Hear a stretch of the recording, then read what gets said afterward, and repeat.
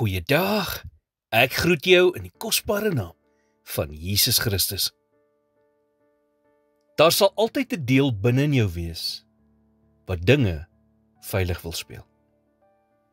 Nou jy kan 'n keuse maak, om nooit risiko's in jou lewe te neem nie. Maar dan sal jy nooit die suksesse, oorwinnings en bestemming ken, wat God vir jou lewe in stoor het nie.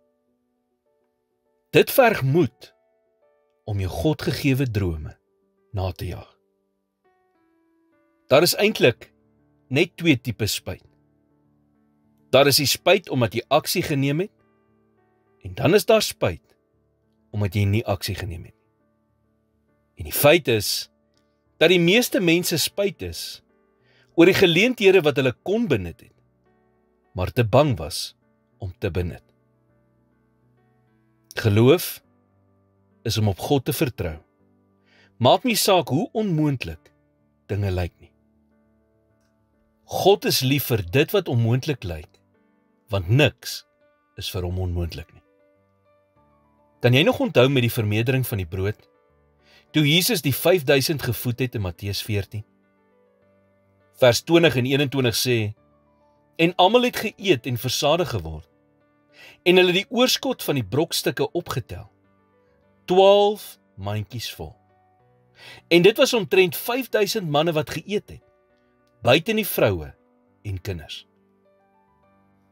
Kan die rede wees hoekom maar 12 mandjies oor was, dat daar vir elke twyfelende disipel 'n mandjie oorgebly het? God laat sekere dinge oor ons pad kom, om ons geloof uit te daag. Nou jy kan geloof hê en nog steeds bang wees, want geloof beteken om vorentoe te beweeg, ten spyte van jou vrese. Wanneer God dinge toelaat wat teen jou is dit omdat hy wil hê, jy moet deur geloof 'n wonderwerk van goddelike proporsie ervaar. Dit is juis die mees vreesaanjaendste oomblikke in ons lewe, wat die grootste getuienisse bring. Om in geloof te leef, vereis dat ons soms risiko's moet neem. Dit beteken, dat jy soms 1 tree sal moet gee, nog voordat jy weet, wat die tweede tree is. Here, wys my wat die volgende stap is, wat ek in geloof moet neem. Ek wil nie 'n geleentheid misloop, wat U vir my het, omdat ek te versigtig is om 'n stap in geloof te neem, en U roepstem te volg nie. Mag elke risiko wat ek neem, 'n goddelike doel hê.